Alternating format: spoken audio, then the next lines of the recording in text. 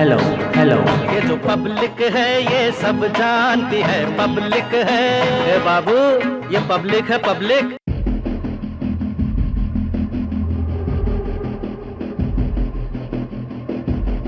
UP विधानसभा 2022 में पूर्वांचल की सबसे हॉट मानी जाने वाली मऊ सदर सीट पर पूरे देश की नजर है। इस सीट पर 1996 से लगातार विधायक रहे मुख्तार अंसारी इस बार मैदान में नहीं उतर रहे हैं। इसके बावजूद ये सीट काफी चर्चा में है।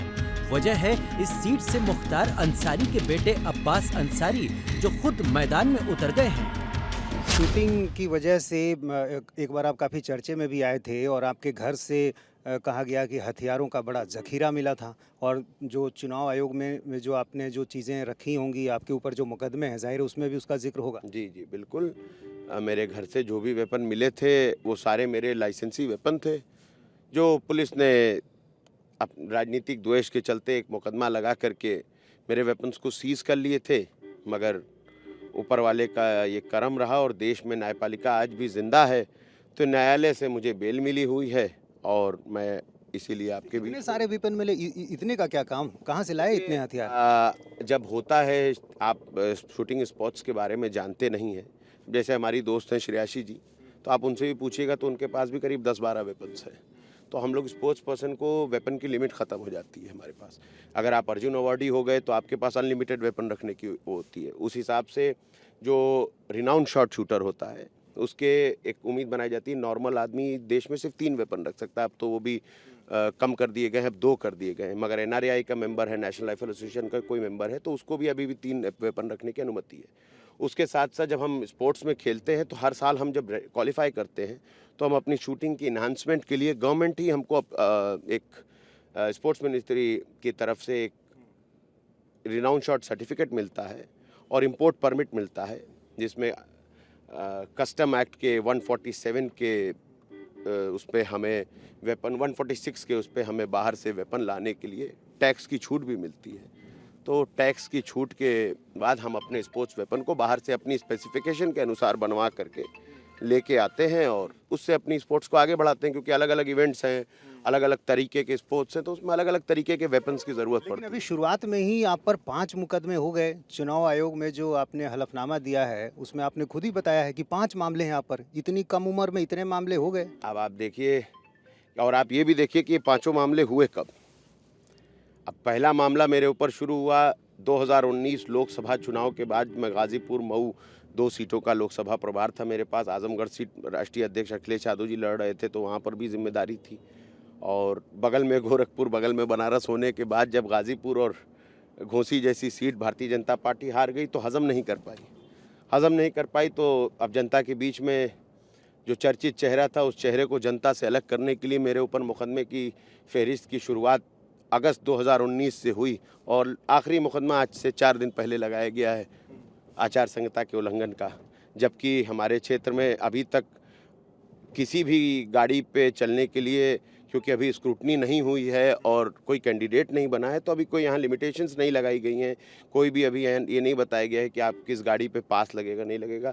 एक फ़र्जी मुकदमा दायर किया गया है कि मैं बिना पास की गाड़ियों से शहर में घूम रहा था, बल्कि सच्चाई ये है कि मैं अपने ऑफिस के लोगों के साथ 10-15 लोगों के साथ एक ऑफिस के कमरे में बैठा हुआ था। बाहर खड़ी हुई गाड़ियों की वीडियो बना करके और इन्होंने ये लिख दिया कि बिना परमिशन की गाड़ियों के साथ ये घूम रहे थे। अच्छा, एक चीज़ बताइए कि 30 साल से मुख्तार अंसारी लगातार यहाँ से चुनाव जीतते रहे हैं। ये पूरा इलाका उनका कहा जाता है एक दबदबा है, लेकिन खुद वो इस बार चुनाव मैदान में नहीं है। क्या वजह है इसकी? सबसे पहले तो मैं ये वर्ड क्लियर करूँगा कि ये दबदबा नहीं है, ये आवाम में मोहब्बत है। आप बताइए ना, अपने मोहल्ले में कोई अगर कुछ दिन नहीं नज़र आए तो मोहल्ले वाले उसके ऊपर तरह तरह की बातें करने लगते हैं और गुमशुदा का पोस्टर लगा देते हैं। कोई विधायक 5 बार एक जगह से चुनाव जीत रहा हो, क्या उसका दबदबा? ये लोकतंत्र है ना।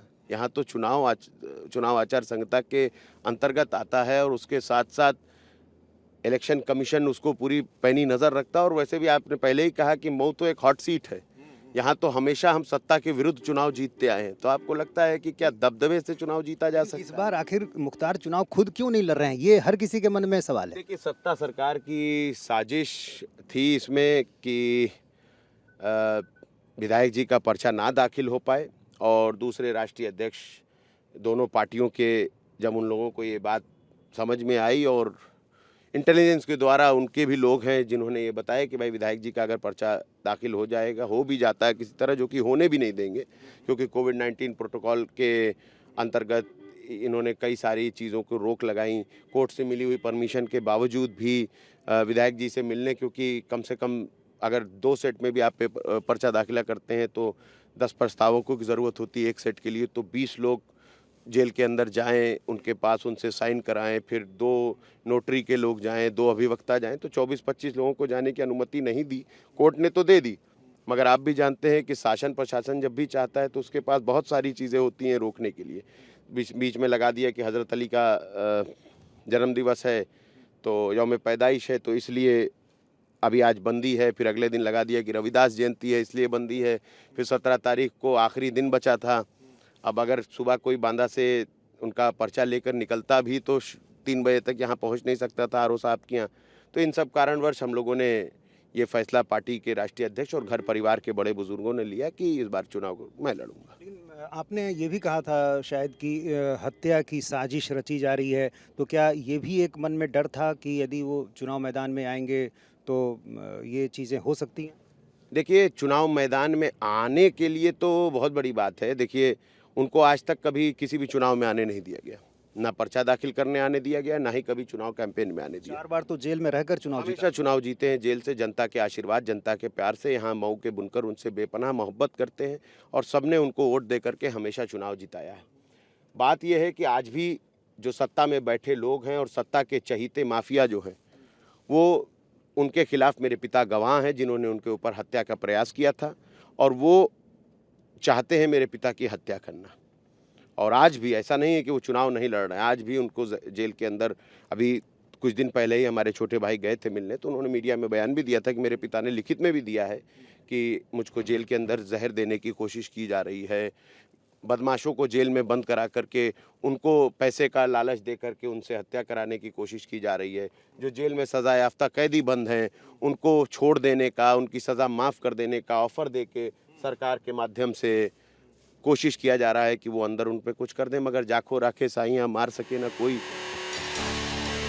नामांकन में दाखिल शपथ पत्र में अब्बास ने अपना ब्यौरा दिया है, जिससे साफ पता चलता है कि मुख्तार का बेटा असलाहों का काफी शौकीन है। इसके साथ ही करोड़ों की संपत्ति का मालिक भी है।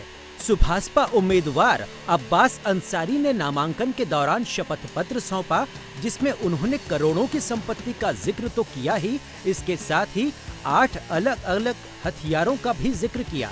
शपथ पत्र में अब्बास अंसारी ने बताया कि उनके खिलाफ कुल 5 मुकदमे दर्ज हैं। जब इंडिया टीवी के संवाददाता ने अब्बास अंसारी के साथ बातचीत में जेल जाने का जिक्र किया, तो अब्बास ने कहा कि जेल तो बड़े बड़े नेता भी गए हैं। हम इसको ऐसे भी देखें, ऐसे भी मानकर चलें कि एक पिता जो है वो अपने बेटे को अपना राजनीतिक उत्तराधिकार सौंप रहा है इस चुनाव के जरिए। जी बिल्कुल, इस चीज़ को भी मान सकते हैं, बिल्कुल मान सकते हैं, इसमें कोई वो नहीं। मेरे पिता हैं, मैं उनका बेटा हूँ, और जो भी उनका हुक्म होगा वो मेरे सराखों पर है। उन्हीं के पद चिन्हों पर चलना है। जिस तरीके से उन्होंने लोगों की सेवा की है, वो तो हमारा परिवार तो राजनीति में पिछले 100 सालों से है। हमारे परदादा डॉक्टर मुख्तार अहमद अंसारी 1926-27 में कांग्रेस पार्टी के राष्ट्रीय अध्यक्ष रहे हैं, तो उन्हीं से प्रेरणा लेकर के मेरे पिता का नाम भी रखा गया था मुख्तार अंसारी। और ये भी कहते हैं कि हम लड़ रहे हैं तो समझिए मुख्तार अंसारी लड़ रहे हैं। बिल्कुल, देखिए मेरे और मेरे पिता में कोई फ़र्क नहीं है। मऊ की जनता के लिए मैं पिछले 10 सालों से 2012 में मैं अपनी पढ़ाई ख़त्म करके जब मैं खाली हुआ था और स्पोर्ट्स करता था, तो मैं या तो शूटिंग में होता था या तो मऊ में होता था, 2 ही मेरे पास जगह थी। और 10 सालों से मऊ की आवाम की खिदमत कर रहा हूँ, यहाँ बुनकर भाइयों की समस्याओं को दूर कर रहा हूँ। यहाँ छोटी छोटी समस्या हो, चाहे किसी के घर में मौत हो, खुशी हो, शादी हो, उसमें शरीक होता हूँ, रहता हूँ। जब आप ये कहते हैं कि मेरे में और पिता में कोई फर्क नहीं है, तो यही बात विपक्ष को आप पर हमले करने का मौका भी दे देती है। अब विपक्ष के लोग ये कह रहे हैं, बीजेपी के नेता ये कह रहे हैं कि देखिए अभी भी मऊ में वही लोग हैं चुनाव में जो पहले थे। आप देखिएगा, चुनाव का रिजल्ट आने दीजिए, आपको समझ में आ जाएगा।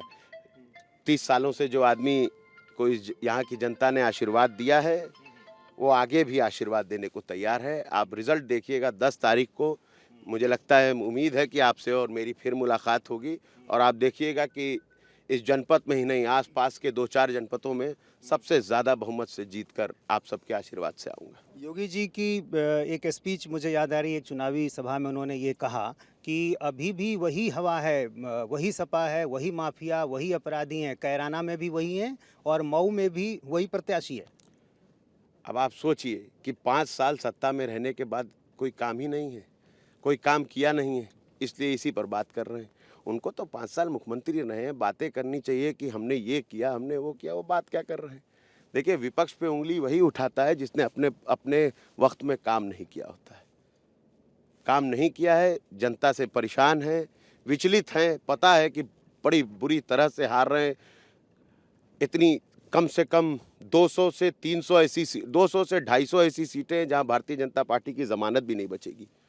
तो इस डर से, और ऊपर भी हाईकमान को आंख मिलानी है, तो कुछ ना कुछ तो कहना ही है। तो हमेशा से ही, जब से मुख्यमंत्री बने हैं तब से उन्होंने हमेशा ऐसे ही बयान दिए हैं। लेकिन कई राजनीतिक विश्लेषक जो हैं उसको इस तरीके से भी देखते हैं आपके पिताजी के चुनाव नहीं लड़ने को, कि यदि वो मैदान में होते या समाजवादी पार्टी के टिकट पर होते तो अखिलेश यादव की मुश्किलें बढ़ जाती, विपक्ष उन पर हमले करता और फिर पूर्वांचल पर इसका असर होता। इसलिए उन्होंने खुद को अलग कर दिया और आपको सामने ला दिया। विशेषज्ञ हूँ नहीं, और इस पर टिप्पणी बेहतर है कि आप राजनीतिक विशेषज्ञ से ही लें। तो आपको नहीं लगता कि ये जो एक चुनाव प्रचार में जो बातें कही जा रही हैं, जो हमले किए जा रहे हैं आप पर, उसका आधार कहीं ना कहीं आप हैं और आपका परिवार ही है? और अखिलेश यादव को भी यदि घेरा जाता है तो जिन 2-3 नामों की चर्चा होती है उसमें से एक नाम आपके पिता का होता है। देखिए, मुख्यमंत्री जी को भी घेरा जाता है तो कुछ 2-3 नामों की चर्चा होती है। जिन नामों को, जिनके परिवार के, उनके मैं साफ साफ नाम लेता हूँ, माफिया डॉन ब्रजेश सिंह जो कि दाऊद इब्राहिम के फाइली हैं, और उनके भतीजे सुशील सिंह जी को टिकट दिया गया है। क्या उनके ऊपर आपराधिक मुकदमे नहीं, 41 मुकदमे हैं। धनंजय सिंह जी चुनाव लड़ रहे हैं भारतीय जनता पार्टी की, गठबंधन की पार्टी जेडीयू से। और भी ऐसे अगर गिनती फेहरिस्त उठाएंगे तो राष्ट्रीय अध्यक्ष अखिलेश यादव जी ने कहा है कि 100 पार होने वाली है अपराधी सूची के नेताओं की, भारतीय जनता पार्टी के। तो वही बात है कि जो काम वो कर रहे हैं उस पर कोई उंगली ना उठाए, इसलिए ऐसी अफवाह फैलाओ कि बात दब जाए। अच्छा, ये बताइए कि आपके पिताजी की चर्चा जो है वो जिस तरह से होती है, इसमें कोई संदेह नहीं कि एक बड़े बाहुबली के तौर पर उनको कहा जाता है।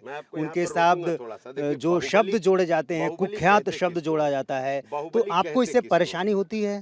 देखिए, ये सारे लफ्ज़ तो मीडिया के माध्यम से आप भाइयों के द्वारा जोड़े जाते हैं, और मीडिया सारे पूरा देश जानता है कि कुछ गिने चुने पूंजीपतियों के हाथ में, जो पूंजीपति वही हैं जो भारतीय जनता पार्टी के गोदी में खेलते हैं। मुकदमे भी तो हैं, आपके पिताजी पर मुकदमे हैं, जेल में हैं, वो के बीच से भागते हैं। किसी भी केस में आज तक उनको कन्विक्शन नहीं है, एक भी केस में उनको कन्विक्शन नहीं है, लंबे समय से जेल में हैं।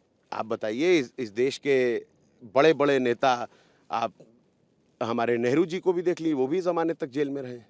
तो देखिए, राजनीतिक, जी आपराधिक मामलों में नहीं है जेल में रहे, राजनीतिक मुकदमे हैं सारे के सारे। एक भी मुकदमा ऐसा नहीं जो राजनीति से प्रेरित ना हो। सिर्फ उनकी बढ़ती हुई राजनीतिक प्रियता को देखते हुए पार्टियों ने उनके ऊपर, नेताओं ने उनके ऊपर, और कुछ सामंतवादी ताकतों ने उनके ऊपर हमेशा मुकदमों की फहरिस्त लगाते गए, मगर हर बार जनता ने अपना आशीर्वाद देकर के ये साबित किया है कि लोकतंत्र का पर्व जब भी आएगा तो विधायक मुख्तार अंसारी का नाम ऊपर आएगा। मऊ सदर सीट मुख्तार अंसारी का गढ़ माना जाता है। मुख्तार अंसारी यहां से 1996 से लगातार विधायक रहे हैं, लेकिन इस बार मैदान में नहीं हैं। उनकी जगह उनके बेटे अब्बास अंसारी अपनी किस्मत आजमा रहे हैं। यूपी चुनाव में एक शब्द की बड़ी चर्चा हो रही है, खासकर योगी जी बार बार बुलडोजर शब्द का इस्तेमाल कर रहे हैं, और जब इस शब्द की चर्चा होती है तो जो तस्वीर सबसे पहले जहन में आती है उसमें मऊ की वो बिल्डिंगें भी आती हैं जो आपके पिताजी के करीबी लोगों की थी, और अब तो वो ये भी कह रहे हैं कि अब चुनाव में सारे बुलडोजर को मरम्मत के लिए रख दो, 10 मार्च के बाद इसका इस्तेमाल होगा। हैदराबाद के एक विधायक हैं टी राजा साहब, उनकी एक वीडियो आई है, वायरल हुई है, आपने देखी वो वीडियो? क्या वीडियो है बताइए आप मुझे। उसमें उन्होंने कहा है कि जो भी उत्तर प्रदेश में योगी जी का साथ नहीं देगा, उसमें सैकड़ों की तादाद में योगी जी ने बुलडोज़र बनवाए हैं और घरों पर चढ़ाएंगे। तो ये सीधी सीधी धमकी है जनता को। और हिंदुस्तान की जनता किसी से डरने वाली नहीं है, चाहे वो कोई भी बैठा हो। जब अंग्रेज़ों को इस देश से बाहर निकाल सकती है तो अंग्रेज़ों के पद चिन्हों पे चलकर फूट डालो और राज करो की राजनीति करने वाली पार्टी से भी जनता डरने वाली नहीं है। लेकिन वो तो इसको इस तरह से पेश करते हैं कि लॉ एंड ऑर्डर को देखिए हमने कितना बेहतर कर दिया, और यही आप उनकी उन्हीं सबसे की बड़ी NC ताकत आप है और उन्हीं की इसको इसी तरह वो NCRB पेश करते हैं। आप एनसीआरबी की रिपोर्ट को देखिए, आप एनसीआरबी की रिपोर्ट को देखिएगा तो आपको पता चलेगा उत्तर प्रदेश में महिलाओं के ऊपर क्राइम कितना बढ़ गया।